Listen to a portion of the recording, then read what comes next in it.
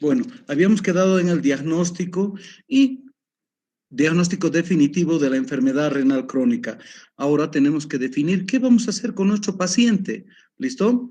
Ya les he mencionado en la primera clase que no existe tratamiento de la enfermedad renal crónica, ni de la enfermedad renal aguda. ¿Listo? Lo único que existen son métodos de sostén de vida. El único tratamiento, y hablando con propiedad, es el trasplante renal, el que va a reemplazar la función renal perdida y va a restablecer todas las funciones inherentes a la función renal normal.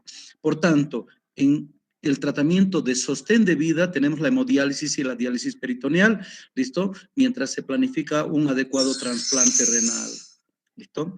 Las indicaciones del tratamiento sustitutivo en la lesión renal aguda son más abruptas, son más de emergencia. En cambio, en el crónico también se presentan.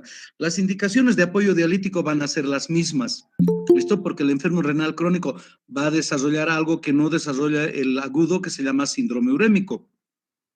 Va a desarrollar edema agudo de pulmón, refractario al tratamiento, va a desarrollar hiperpotasemia con electrocardiograma alterado, va a desarrollar acidosis metabólica. Ya les mencioné, pH menos de 7,10, bicarbonato plasmático menor de 15. Va a desarrollar pericarditis urémica, va a desarrollar encefalopatía urémica. Puede acontecer hipermagnesemia, hemorragia digestiva alta, vamos a también pensar en remover mediadores inflamatorios. ¿Listo? Y las indicaciones relativas son la urea de más de 200, la creatinina más de 6. Les he mencionado que los estados de desnutrición, nefropatía diabética o insuficiencia hepática nunca llegan, así que los otros criterios son clínicos prácticamente. Las indicaciones prácticamente son las mismas. ¿Listo? Bueno, ¿qué tratamiento elegir? ¿Listo? ¿Cuál es el mejor tratamiento? Ustedes deben saber que tanto la diálisis peritoneal y la hemodiálisis bien efectuada representan un aporte del 15% de la función renal, pero sin cumplir las funciones endocrinas o metabólicas. Es decir, la depuración extracorpórea a través de diálisis peritoneal o hemodiálisis aporta un filtrado semejante a 15 mililitros por minuto.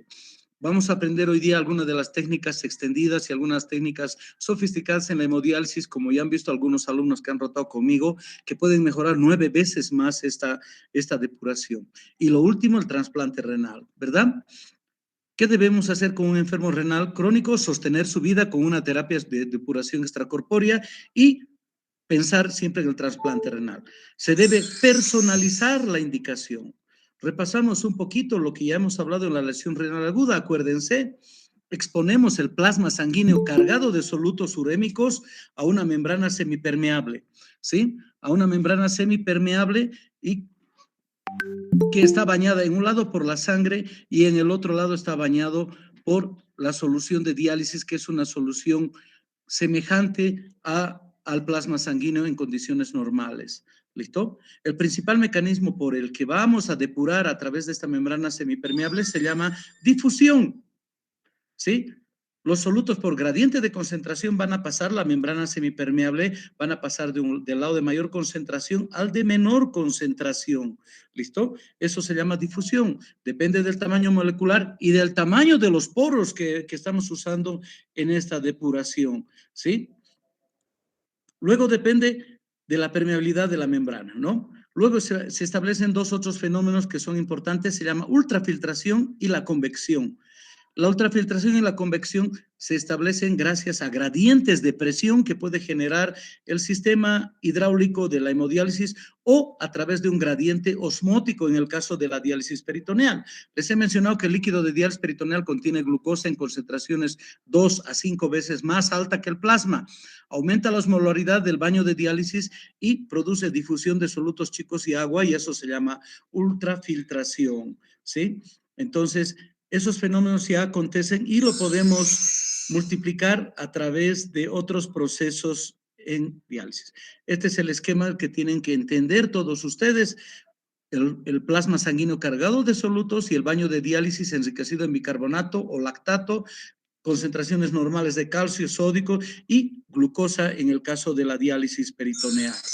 ¿Listo? Entonces, ¿qué funciones cumple? Ya les he mencionado. Las funciones que cumple la diálisis, sea peritoneal o hemodiálisis, básicamente son funciones físicas y químicas.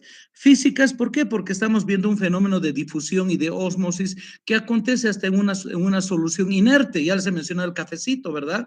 En el momento que ustedes preparan su desayuno, mezclan café o té y azúcar o café y se convierte en una solución. ¿Listo? Ya no podemos distinguir. Entonces, los solutos van a difundir del lado de mayor concentración al de menor concentración. ¿Listo? Entonces es un fenómeno físico inicialmente y a través del cual vamos a excretar los solutos urémicos.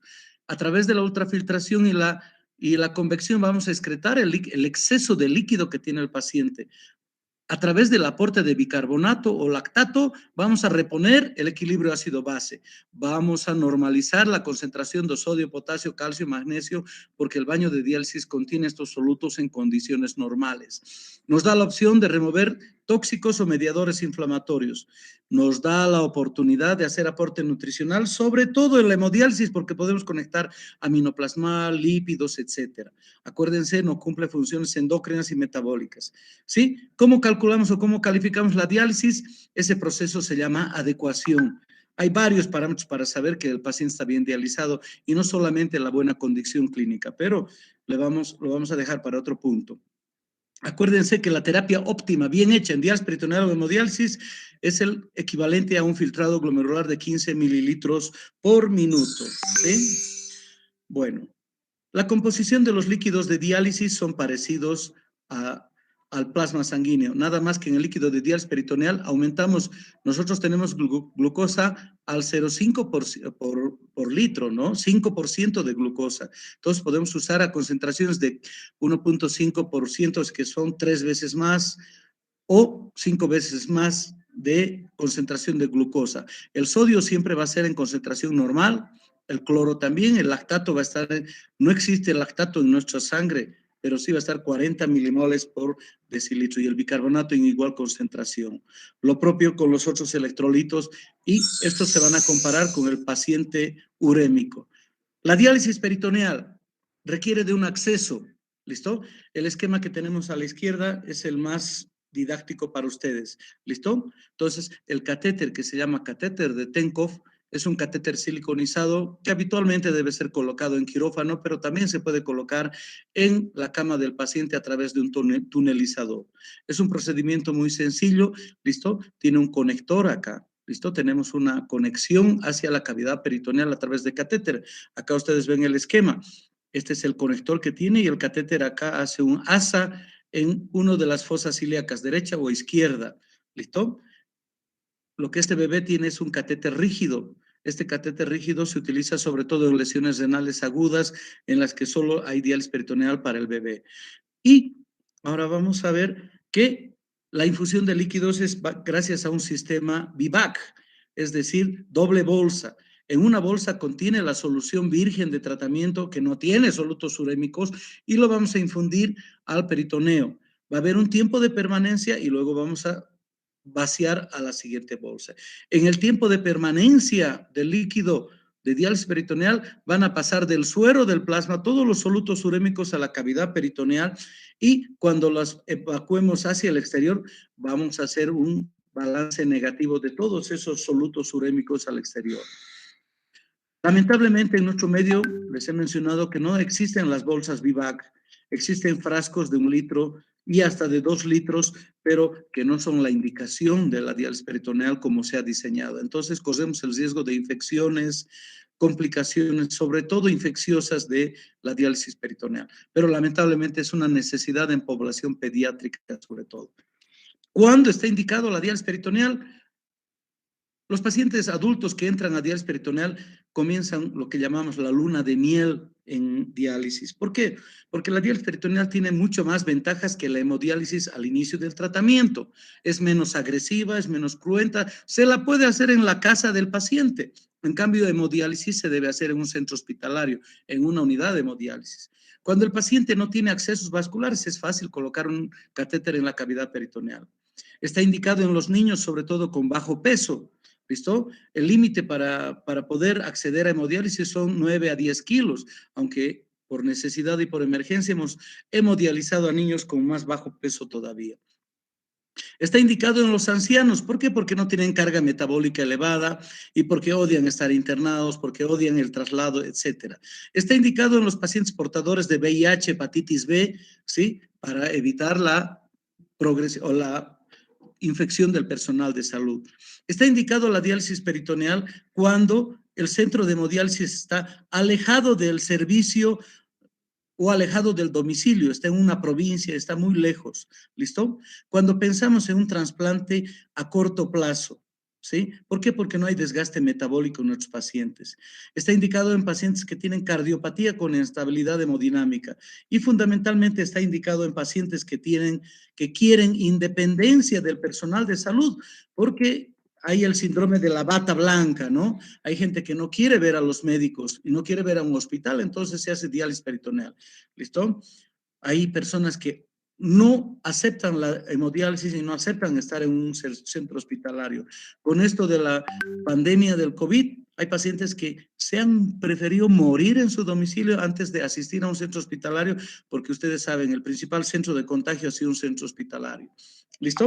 La diálisis peritoneal bien hecha, con las condiciones que ha sido creada, tiene demasiadas ventajas para el paciente renal. Preserva el filtrado residual. ¿Qué significa eso? El paciente está entrando a diálisis con un filtrado menor de 15, se conserva muchísimo más tiempo. En cambio, cuando ingresa a hemodiálisis por el CIRS que acompaña a la hemodiálisis, se pierde antes de menos de 6 meses. Se lleva un mejor control del volumen extracelular, porque con la diálisis peritoneal a nadie le molesta tener 3 o 6 litros de líquido en el abdomen. Por tanto, podemos depurar más fácilmente las cantidades ingentes de líquido sin compromiso del estado hemodinámico. Por tanto, no hay hipotensión. Se controla mejor el metabolismo fosfocálcico. Al ser el fósforo un soluto chiquito, se depura mejor la hiperfosfatemia. Acá en la diálisis peritoneal no necesitamos acceder al torrente circulatorio, por tanto no hay pérdida sanguínea por ningún lado, así que tiene menor grado de anemia, por tanto requiere menor cantidad de eritropoyetina. ¿Listo?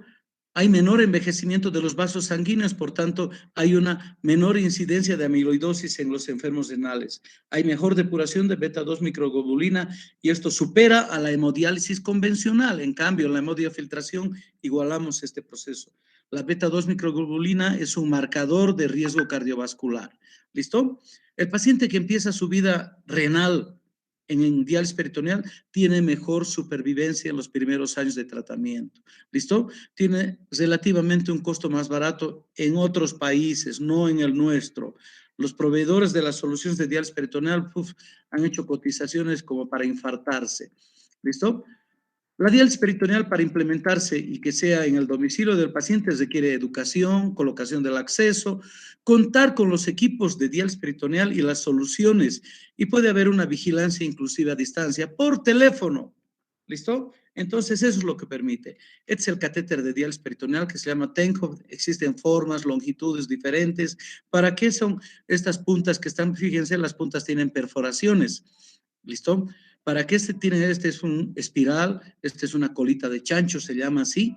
¿Listo? ¿Por qué? Porque el peritoneo lo envuelve y le tapa los agujeritos. Así que para evitar esas condiciones de atrapamiento o falta de flujo, es que los inventores le han puesto eso. Hasta un diafragma se le puede poner. ¿Listo? Entonces, la colocación es como el esquema les menciona. Esta es la piel, ¿listo? Tiene un trayecto subcutáneo y recién ingresa a la cavidad peritoneal. ¿Para qué tiene este trayecto subcutáneo? Para evitar el arrancamiento. Presenta dos CUF, que son material plástico de teflón que recubre al catéter de silicona y sirven para generar una fibrosis y no se arranque el catéter. Representan el medio de fijación. Uno está por debajo del subcutáneo y otro está en el espacio preperitoneal. ¿Listo? Y el resto del catéter se encuentra en la cavidad peritoneal.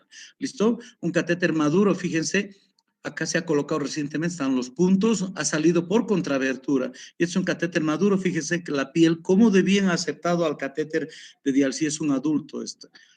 Una vez de colocado el catéter, se debe hacer un control radiográfico. ¿Listo? El catéter debe estar en uno de los huecos pélvicos.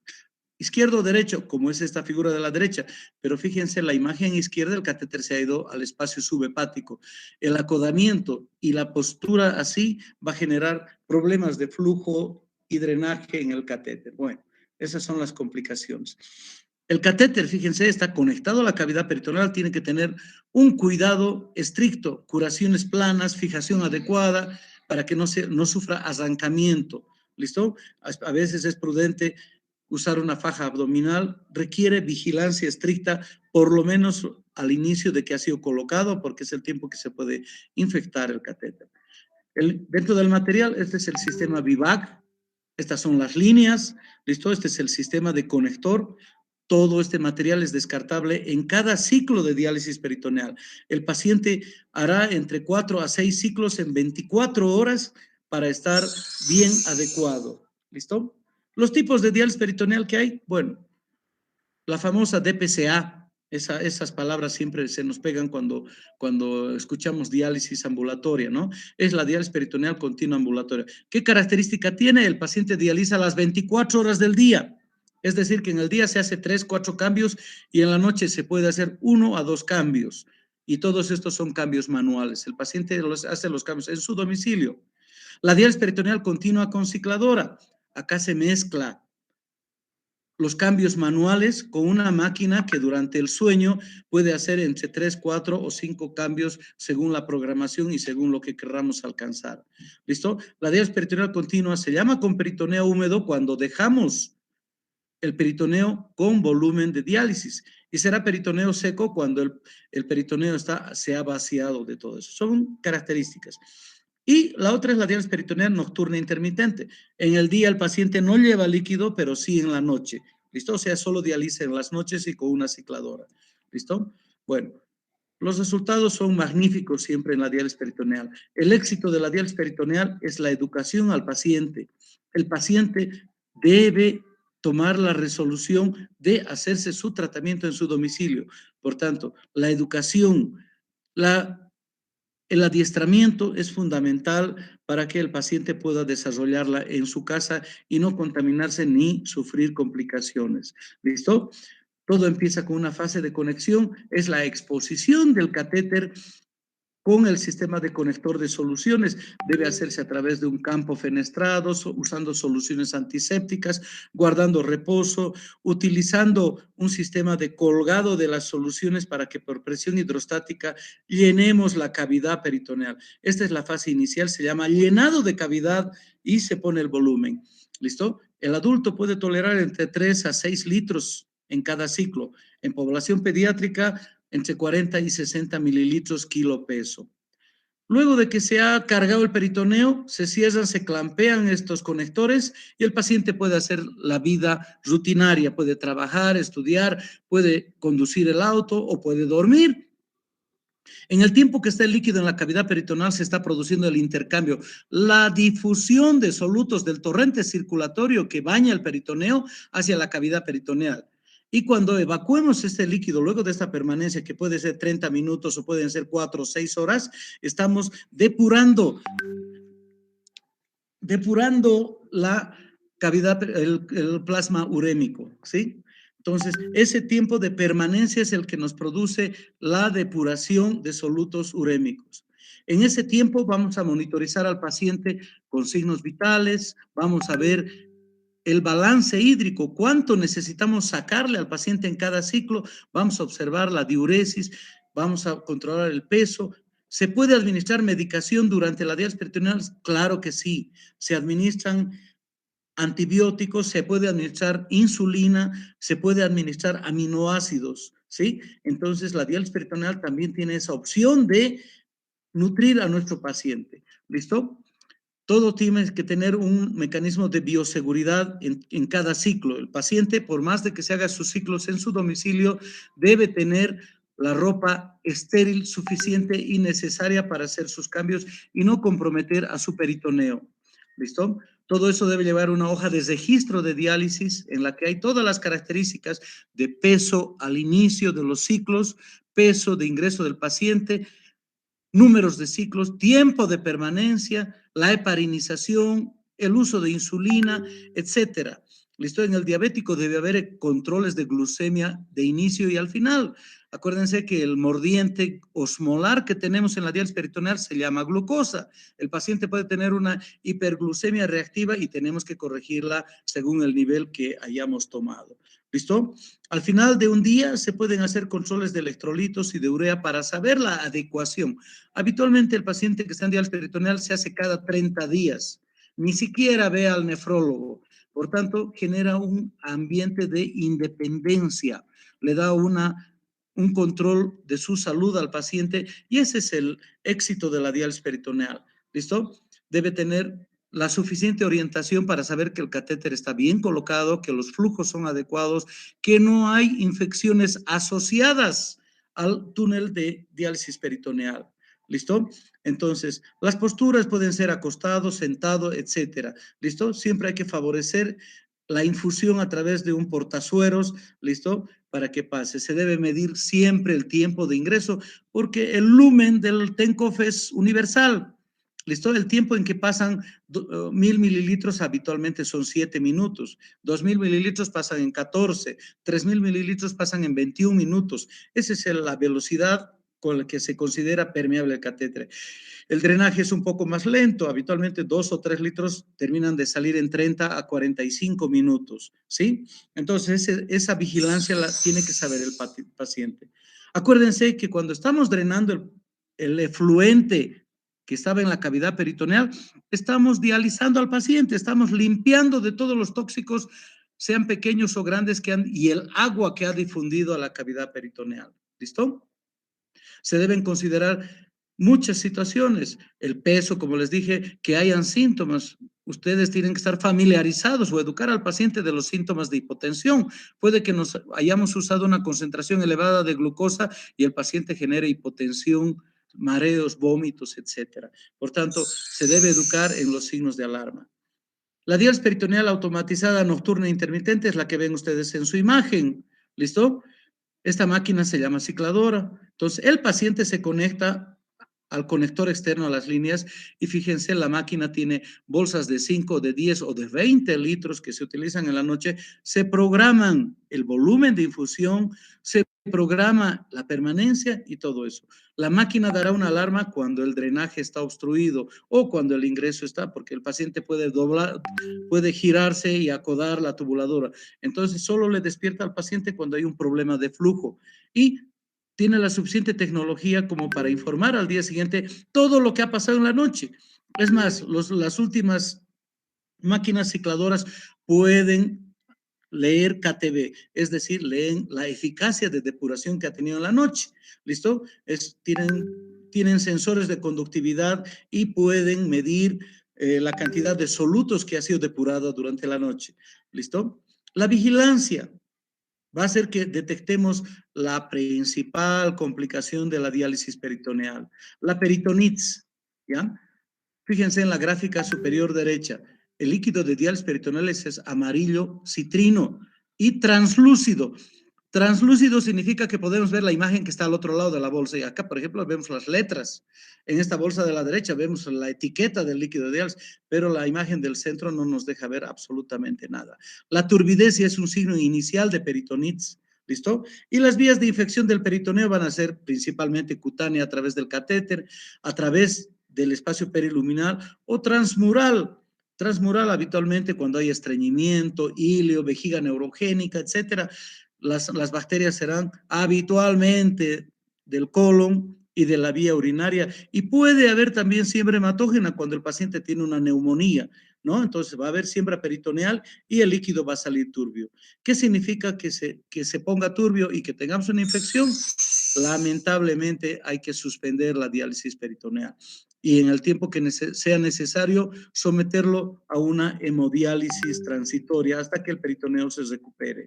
¿Listo? Los síntomas de infección del peritoneo son los clásicos: dolor abdominal, náuseas, fiebre, escalofríos, puede cursar con síntomas gastrointestinales, con signos de irritación peritoneal, el hemograma va a tener leucocitosis, el líquido peritoneal va a tener leucocitos abundantes y el cultivo va a ser positivo. Los gérmenes más frecuentes en líquido peritoneal, el estafilococo coagulasa negativo, que es de piel, el Staphylococcus aureus habitualmente cuando la diálisis la hacemos en institución hospitalaria, el estreptococo, otros gram positivos y entre los gram negativos la E. coli. Es un desastre si tenemos pseudomonas, ¿sí? Y es peor desastre si tenemos cándida. Habitualmente la cándida y la pseudomona aparecen en pacientes inmunocomprometidos, diabéticos, desnutridos, etcétera. Cuando detectamos pseudomona o cándida, lamentablemente hemos llegado al fin de esta terapia dialítica. Se debe retirar el catéter y se debe optar por la hemodiálisis. Es indicación de salida de diálisis peritoneal. ¿Listo? Entonces, esas son las causas de peritonitis. Lo peor de este tratamiento va a ser perder el acceso, perder el peritoneo, ¿listo? Y que terminemos a veces con un absceso intraperitoneal que requiere una laparotomía, ¿listo? O complicaciones y la muerte de nuestro querido paciente, ¿listo? Algo que tienen que tener en cuenta es que el peritoneo se agota también. Al estar expuesto a semejantes concentraciones de glucosa, sufre lo que se llama glucosilación. A la izquierda tenemos un peritoneo sano al inicio de la terapia y a la derecha tenemos un peritoneo después de 5 años de su uso. Ha sufrido esclerosis en su estroma, en su membrana basal, etcétera, ¿no? ¿Y esto qué significa? Que hay que dejar descansar. Habitualmente la diálisis peritoneal se efectúa hasta 5 años y rotamos a hemodiálisis, ¿sí? Bueno, luego acompañan complicaciones metabólicas, la dislipidemia. Si ustedes suman la cantidad de azúcar que le estamos dando en el peritoneo, pues a todo hombre o lo diabetiza o lleva una dislipidemia severa. Obviamente que la obesidad va a acompañar por semejante aporte calórico, ¿no? ¿Se pierde algo de albúmina en cada ciclo? Sí, pero la dieta normal la corrige. Tienen relativamente un mayor riesgo cardiovascular por la dislipidemia, obesidad y la diabetización que la hemodiálisis. ¿Listo?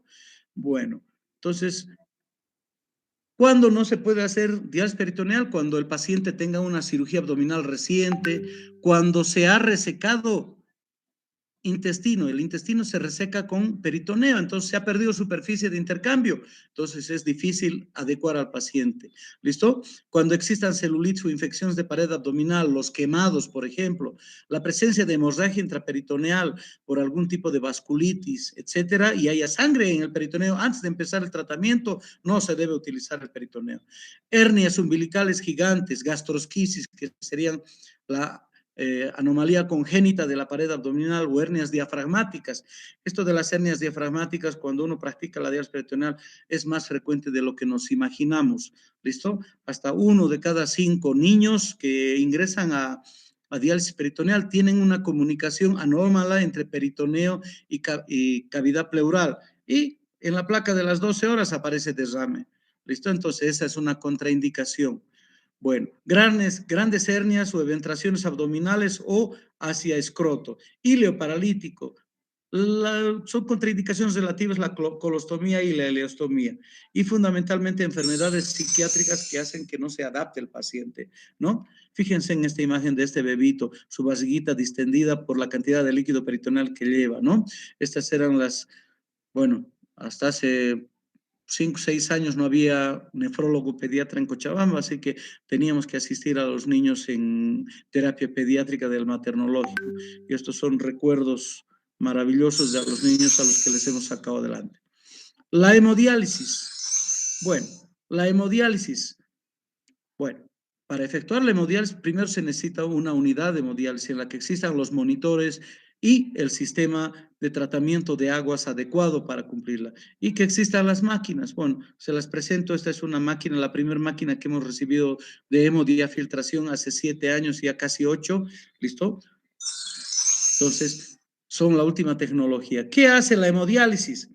La hemodiálisis hace una depuración extracorpórea utilizando membranas semipermeables que están en unos cartuchos que llamamos filtros.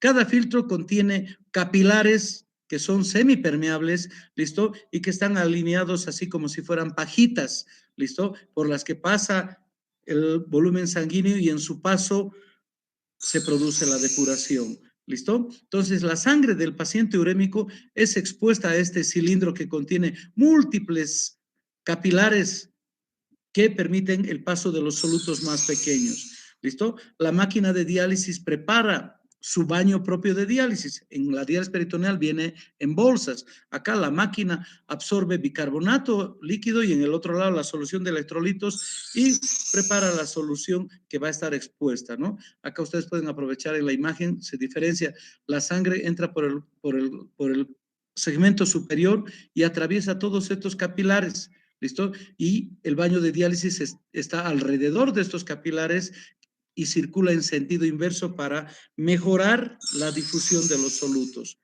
Cuando se trata de un evento agudo y existe una indicación absoluta, necesitamos acceder al torrente circulatorio del paciente.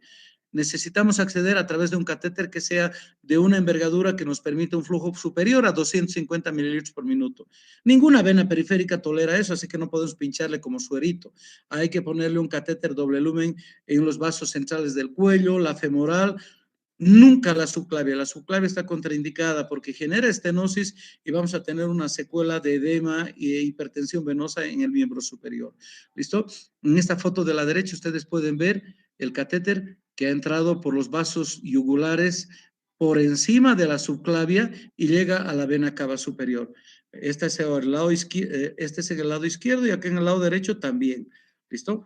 Entonces necesitamos acceder a través de un catéter venoso central a la vena cava superior para obtener los volúmenes necesarios y hacer la depuración. En el paciente crítico es la indicación. En cambio, en el paciente que ya está estable, se debe hacer la fístula arteriovenosa para acceder al torrente circulatorio. ¿Qué es la fístula arteriovenosa? No es nada más que la unión de la arteria radial, en este caso, con las venas cefálicas del antebrazo. Se hace una anastomosis terminal de la vena y lateral hacia la arteria. Así la arteria va a nutrir de sangre a la vena y la vena se va a arteriolarizar. Va a multiplicar su flujo de sangre. Este shunt entre arteria y vena permite un paso de hasta 500 mililitros por minuto de sangre arterial al sistema venoso. Al aumentar el flujo, va a aumentar el volumen de las venas, se van a dilatar inicialmente y luego por el aumento de la presión se van a engrosar y así las venas van a permitir unas punciones reiteradas como ven en esta imagen, porque ustedes me dirán, ¿existe una vena que aguante 2 pinchadas? No existe, ya está destrozada esa vena, ¿listo? Solamente la arteriolarización de las venas permiten la punción reiterada de la fístula arteriovenosa, ¿no? Fíjense, se produce esta dilatación de las venas, parecen varicosas y las agujas con un número muy significativo, desde 17 a 15, pucha, permiten flujos de hasta 450 mililitros por minuto. Esa es la fístula y estas son las agujas con las que accedemos al torrente circulatorio. El dializador o riñón artificial prácticamente existen de membranas distintas, de superficies distintas, de permeabilidad distinta. ¿Listo? Y eso estará indicado por el tipo de depuración que hacemos. Acuérdense entonces, este es un esquema para que entiendan cómo es hemodiálisis. Pinchamos la aguja más distal para alimentar a la bomba de sangre. La bomba de sangre es esta roja, entonces, y se llama sistema arterial. Entonces, llega al filtro, ¿listo? Baña todos los capilares y el baño de diálisis el líquido de diálisis va en sentido inverso y produce la depuración. Luego de que la sangre es depurada en su paso por el filtro, es devuelta a la circulación sanguínea después de haber sido purificada.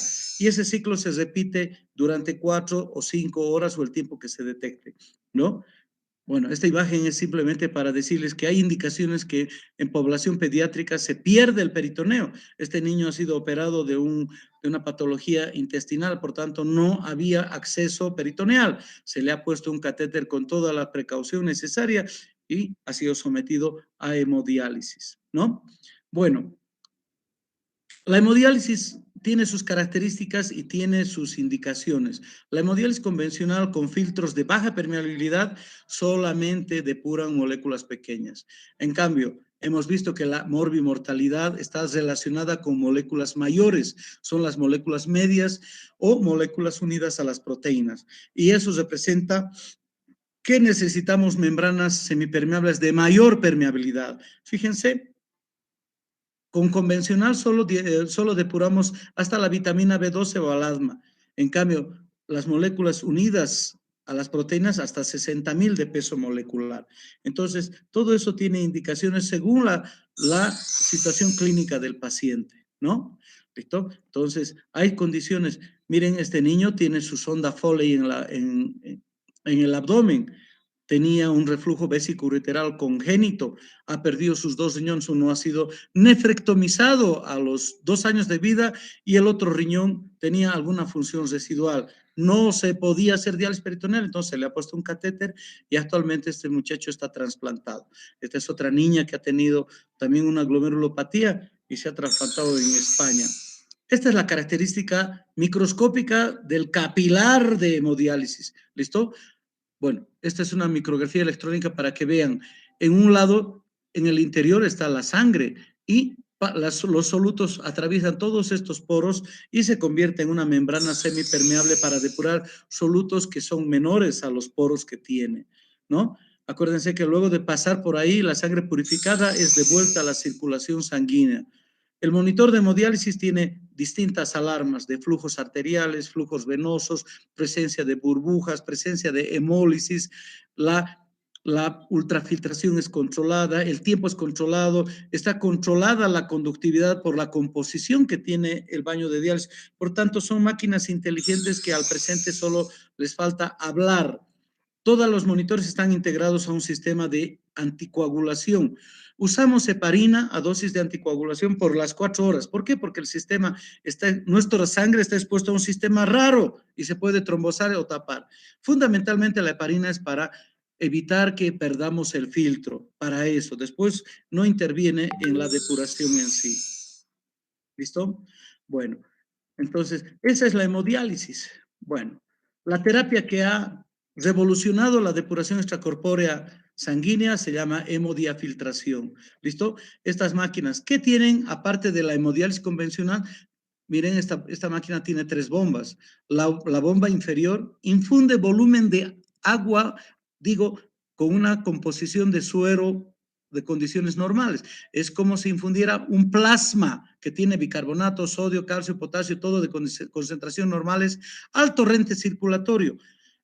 Hacemos una fuerza de empuje con agua hacia el filtro y con eso depuramos hasta el último soluto, al soluto más pequeñito. ¿Listo? Por tanto, en una hemodiálisis convencional por la membrana pueden pasar 70 litros de alguien que pesa 70 kilos, acá puede pasar 240 litros para alguien que tiene ese mismo peso.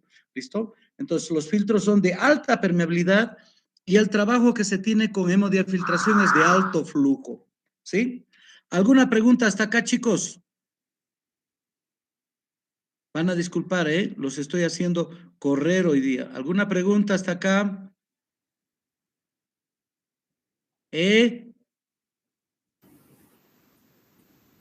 No, doctor.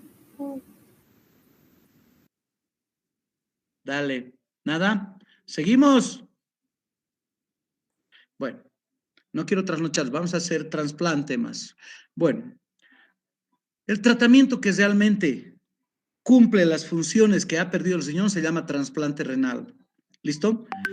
Vivimos un tiempo epidemiológico distinto al que nuestra generación, me refiero a la mía, hemos vivido. Nosotros hemos nacido en la época de las diarreas y las infecciones respiratorias y nosotros como el ABC en primer año de medicina social sabíamos preparar un suerito de rehidratación oral y era lo máximo. Era maravilloso saber hidratar a un recién nacido, saber rehidratar a un adulto, etcétera, era lo máximo. Pero bueno, estamos en otro tiempo epidemiológico, ahora son las enfermedades metabólicas, las enfermedades crónicas no transmisibles que están acabando a la tierra. La incidencia a nivel mundial es de 1 caso por 1.000 adultos. Esto es hartísimo. O sea, 1 de cada 1.000 tiene un grado de enfermedad renal crónica, ¿sí? Por tanto, estamos frente a un desarrollo de enfermedad renal crónica de casi toda nuestra población. Acuérdense el efecto de enfermedades sistémicas, diabetes, hipertensión, vasculitis o cualquier otro tipo de adicciones o consumo de drogas van a dar insuficiencia renal. Las enfermedades renales como las glomerulopatías, enfermedad poliquística, litiasis o uropatía obstructiva, van a dar insuficiencia renal crónica, ¿no? Todas ellas van a dar una enfermedad renal irreversible. ¿Qué genera tener una enfermedad renal crónica? Es un impacto en la calidad de vida. ¿Listo? Te tienes que dializar o te mueres o tienes que esperar un trasplante renal. ¿Listo? En las sociedades que mejor trasplantan, que son la española, se llegan hasta 4 o 5 trasplantes por 1000 pacientes en diálisis, y eso es poco. En Bolivia solamente llegamos al 0,5, imagínense, entonces el resto se muere en diálisis. ¿Listo? Entonces la única terapia real de reemplazo de la función renal perdida se llama trasplante renal, ¿sí? Entonces, esa es la situación. ¿Y de dónde apareció el trasplante de órganos? Obviamente que soñadores no solamente en el siglo XXI. Soñadores han habido desde que existe la humanidad y desde que existe solidaridad entre los humanos, ¿sí? No sé si ustedes han visto en el Facebook hace unos 3, 4 meses, se ha encontrado un resto humano de un hombre que se había fracturado el fémur, pero este fémur presentaba osificación. Era un fémur que se había fracturado y había consolidado. ¿Listo? Y el investigador hablaba de que este ser humano, cuando se había fracturado, había una sociedad organizada. ¿Listo? Esa osamenta se ha distinguido que tiene más de 25,000 años de antigüedad, o sea que hace 25,000 años ya éramos gregarios, es decir, ya vivíamos en grupo, en familia. ¿Por qué dice este investigador? Porque alguien que se fractura el fémur, ¿listo? Se muere. No puede moverse, no puede tomar agua, no puede alimentarse, y las fieras en ese tiempo, no habían ya dinosaurios, obviamente, no había el tiranosaurio rex, pero se lo comían las fieras si es que vivía solo. Entonces, encontrar a un ser humano que se haya rehabilitado de una fractura significa que había quien lo cuide, quien lo alimente mientras dure su convalecencia, ¿no? Interesante apreciación. Entonces, desde el momento en que un humano se ocupa del otro, ha nacido el deseo de cuidarlo del dolor, cuidarlo del sufrimiento. Listo. Y cuando veíamos morir a nuestros hermanos, primos, listo, ha nacido la imaginación, la magia o la brujería o la tradición o la fantasía de reemplazar las funciones perdidas. Si alguien tiene fiebre, ojalá hubiera algo para bajar la fiebre. Si alguien tenía dolor, algo para calmar el dolor. Si alguien sufría de una enfermedad, pues habría que fabricar. ¿Listo? Esta imagen que es del siglo XIII es de San Cosme y San Damián. A uno de sus soldados que le rompieron en la guerra la pierna, se lo han logrado colocar la pierna y la pierna se ha corregido. Han tenido que tener algún concepto de vasos arteriales, ¿no? Arterial y venoso para haber rehabilitado, ¿no? Está escrito en las páginas de la Biblia, ¿listo? Entonces, ahí han empezado las primeras condiciones de reimplante de órganos, ¿listo? A lo injerto, es decir, de un semejante o un isoinjerto que es de la misma persona, ¿no? Entonces, estamos en una época en la que se ha desarrollado la ciencia de entender la inmunología y la ciencia de sofisticar la cirugía para desarrollar una cirugía de reimplante de órganos. ¿Listo? Entonces, la preocupación al presente de este siglo es de que tenemos una investigación científica con el anhelo de calmar el dolor, el sufrimiento de la enfermedad renal crónica y tratar de rehabilitarlos a la vida.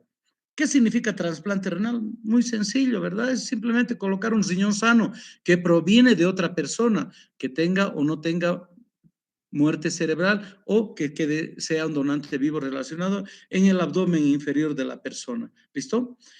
El riñón que apenas ha sido implantado en su parte arterial y venosa y el uréter empieza a formar orina de inmediato, casi de inmediato, si es que no han habido algunas intercurrencias durante el transoperatorio. ¿Listo? Entonces, el trasplante es una verdadera terapia de sustitución de la función renal. ¿Por qué? Porque el riñón el trasplantado tiene la función endocrina que la había perdido. ¿Listo? Entonces, es el verdadero tratamiento de la enfermedad renal crónica terminal. ¿De dónde vienen los órganos? No hay en un supermercado, acuérdense, no se pueden guardar. Siempre que inicia un programa de trasplante, nuestra población pregunta, banco de órganos. ¿Existe un banco de órganos? No hay. ¿Listo? El único banco de órganos es el banco donde se guardan esperma, glóbulos rojos, el banco de sangre, paquetes globulares, hemoderivados. Se puede guardar córnea, se puede guardar huesos, se puede guardar las meninges, pero riñones y órganos macizos, no. El riñón una vez retirado de la circulación del donante, tiene un lapso de sobrevivencia de pocas horas, ¿listo? Y en condiciones de congelación o transporte máximo de 24 horas. Y conforme pasa el tiempo, perdemos el potencial injerto renal. ¿Listo? Entonces, la fuente de órganos es un programa de donación cadavérica. ¿Listo? La donación cadavérica son los pacientes que han sufrido muerte encefálica y pueden donar todos sus órganos. Y el otro programa es de donante vivo relacionado, en la que existe un lazo de consanguinidad entre el donante y el receptor. A eso se llama padre a hijo, hermanos, listo. Y también se ha incluido a los familiares que tenemos una relación fraterna, como es la pareja, el esposo a la esposa o la esposa al esposo, ¿no? Pero el paciente queda con un solo riñón y ha donado el otro riñón al enfermo renal crónico con el que se ha trasplantado. ¿Listo? El injerto se coloca mediante una cirugía en la parte abdominal. ¿Listo? Básicamente el trasplante son dos anastomosis, una arterial, una venosa y el reimplante del uréter en la vejiga, en el nuevo órgano de este riñoncito. La historia es fascinante, maravillosa. ¿Listo? Desde 1902 hasta 1954 se han hecho múltiples intentos quirúrgicos, ¿listo? Muchos implantes en animales y prácticas así, y el primer trasplante que ha tenido éxito y ha vivido 8 años ha sido efectuado entre dos gemelos idénticos en 1954, ¿listo? Y también se ha reconocido en esa época el rol del sistema inmune en la conservación de órganos. ¿Listo? Fíjense, esta foto es tan antigua como los primeros experimentales. Dos perros gemelos que son idénticos, ¿listo? Miren, estos dos galgos les han cambiado las piernitas y han sobrevivido, ¿no? Fíjense, uno era morocho y el otro era blanco y les han cambiado de piernas. Miren, esas primeras prácticas se han visto y cuando los perritos eran de la misma camada, no existía rechazo. Y entonces ahí se ha empezado a entender el papel de la inmunidad. ¿Listo? En 1912, este cirujano Carrel es el primero que ha preconizado la sutura vascular para que es el éxito del implante de órganos, ¿no?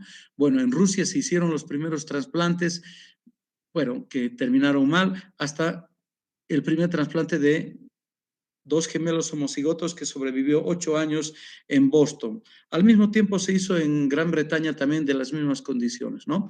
Bueno, y también los estudios del reconocimiento de la inmunidad en el trasplante, del rol de los leucocitos, empezaron por 1952 hasta el año 1967, que se reconoce al sistema linfocito humano, ¿no? En 1958, Jean Doucet describe al complejo de histocompatibilidad humano y se llama, son las proteínas que recubren a los linfocitos y a las células nucleadas, ¿listo? Antígenos del sistema leucocito humano, que son la base de la compatibilidad, ¿listo? Se ha reconocido que están todos en el cromosoma 6 y tenemos la posibilidad de 4 billones de combinaciones de sus proteínas, 4 billones, ¿listo? O sea, pueden haber 4 billones de personas completamente distintas en la Tierra, ¿listo? Y la posibilidad de encontrar a alguien genéticamente parecido es muy remota, ¿no? Entonces, conociendo esto se han empezado los inmunosupresores, la ciclosporina, ¿listo? Que se ha utilizado en los primeros trasplantes. Mire, la ciclosporina está en el 1882, pero en el 50 ya se conoció la prednisona y la azatioprina. Han sido las drogas que hasta el presente se siguen utilizando. ¿Listo? Bueno, el trasplante es el único reemplazo del enfermo renal. Le devuelve la vida a la normalidad a nuestro paciente. Es el único tratamiento que le devuelve el bienestar físico, psíquico y le da la sobrevida casi normal a nuestros pacientes. Por tanto, el trasplante es el único tratamiento de reemplazo de la función renal perdida. ¿Listo? El éxito de un trasplante depende, 1, de las condiciones del donante, 2, de las condiciones del receptor y su inmunidad, y 3, de la terapéutica que utilizamos para conservar y evitar el rechazo de nuestro riñoncito. ¿En quiénes está indicado el trasplante renal? Pues en todo enfermo renal terminal, sin importar la causa, mientras no sea neoplásica, está indicado. ¿Listo?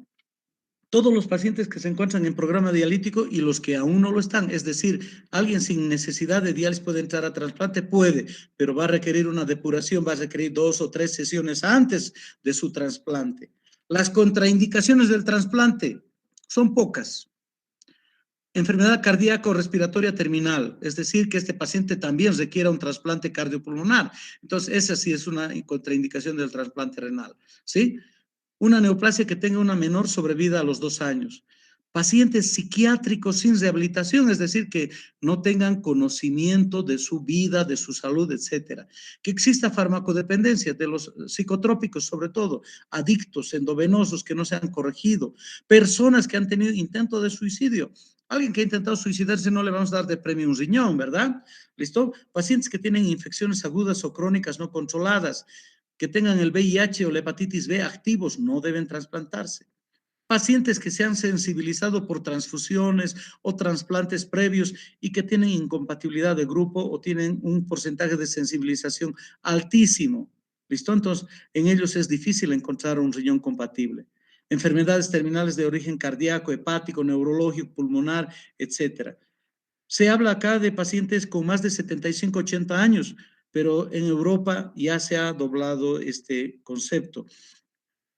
La calidad de vida de un anciano con un riñón trasplantado, habitualmente cuando hay donación cadavérica, hay riñones que son para el gato, como decimos, ¿no? No le sirve a una persona joven, pero sí le sirve a un anciano, que le dé una sobrevida de 2, 3 años. Hemos hecho bastante humanidad con ellos. ¿Listo? Entonces, acuérdense que los únicos órganos que pueden estar en un banco de sangre son los derivados de la sangre, los huesos, tendones, piel, válvulas cardíacas, vasos sanguíneos y nada más. El resto proviene de un cadáver o proviene de un donante vivo relacionado. Nuestro enfermo renal, para entrar a la posibilidad de trasplante, debe estar en condiciones óptimas, debe estar bien dializado, la comorbilidad resuelta. ¿Qué significa eso? Habitualmente es diabético, tiene que estar conservada su estado general, tiene que estar corregida su hiperglucemia, corregido metabólicamente, la diálisis debe ser adecuada, sus estudios pretrasplante no deben haber detectado ninguna disfunción existente, tiene que tener una valoración completa y hasta valoración psiquiátrica para afrontar el trasplante. ¿Listo? La compatibilidad. Es imprescindible que exista entre donante y receptor que compartan un grupo sanguíneo, deben ser compatibles. Acá salen el donante universal y el receptor universal que pueden recibir los otros grupos. Tienen que tener un HLA compatible. ¿Qué es el HLA? Un antígeno linfocito humano que se detecta. Al presente hay como 29 antígenos que se diagnostican en el laboratorio, ¿listo? Y algunos de ellos tienen subtipos y al presente hay cerca de 300 antígenos que debemos diagnosticar. Por tanto, las posibilidades de formación de anticuerpos también aumentan. ¿Listo? Sobre todo en las mujeres por el embarazo. Acuérdense que el embarazo significa tener en la pancita de la mujer un bebé que tiene la mitad de los genes de la mamá y la mitad de los genes del papá. Por tanto, no hay un mecanismo inmunológico. Esa es la maravillosa situación del embarazo. Es un milagro de Dios porque no se sabe por qué la mujer no desarrolla anticuerpos contra el bebé. Porque fíjense, y más aún si una mujer llega a tener un hijo con una pareja, con otra pareja, debería haber rechazo, ¿verdad? Y no existe. Ese es el milagro de la vida, ¿listo? No existe rechazo a la procreación. Todavía nos cuesta entender ese mecanismo para aplicarlo en el trasplante renal y prolongar la vida del injerto renal. ¿Listo? Acuérdense que la posibilidad de rechazo será inmediatamente a la cirugía y eso se llama un rechazo hiperagudo. El rechazo agudo será en el primer mes y el rechazo crónico será después del año que se ha producido. ¿Listo? Bueno, para acceder a un donante cadavérico debe existir un programa de trasplante nacional. Ese es el derecho de los enfermos renales. El programa debe incluir a todos los enfermos renales de toda Bolivia. No lo tenemos. Se sueña con tener eso hasta el presente. No hay. El único departamento que tiene un programa de lista de espera para donantes cadavéricos es Santa Cruz. Funciona de una manera peculiar, pero gracias a ese programa local, casi 80 a 120 pacientes se trasplantan por año en Santa Cruz. Acá no tenemos esa posibilidad. La lista de espera debería ser nacional, pero bueno, ¿qué se puede hacer? ¿Listo? Se debe inscribir a todo enfermo renal con todos los datos, grupo sanguíneo, tipaje, crossmatch, sensibilidad previa, medicación, enfermedades de base y cómo localizarlo en minutos. ¿listo? Y el paciente deba ser trasladado a un centro de trasplante, ¿listo? Para favorecerse de una donación cadavérica es imprescindible estar en excelentes condiciones para entrar a quirófano, ¿listo? Acuérdense que la donación cadavérica no reconoce ningún pago económico, pero en nuestro medio, bueno, son historias vergonzosas que pasan, ¿listo? El acto de donación es un acto de generosidad humana, ¿listo? Frente al momento más doloroso que tienen nuestros pacientes, ¿listo? Y debemos tenerlo así, ¿listo? La donación, por tanto, es algo que caracteriza a la solidaridad de la sociedad, de la familia y de las relaciones humanas que tenemos, ¿listo? A partir del momento en que fallece, el cuerpo debe estar expuesto a la donación para salvar a más de 8 vidas, porque se pueden donar 8 órganos, ¿listo? Bueno. Preguntas hasta acá, chicos. No los voy a complicar con la medicación de trasplante porque va a ser, eso requiere de otra clase. Preguntas, por favor.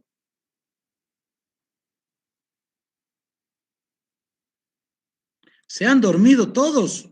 Infames. Buenas noches, doctor. Una pregunta, disculpe. En caso de que coloquemos mayor cantidad en la cavidad peritoneal durante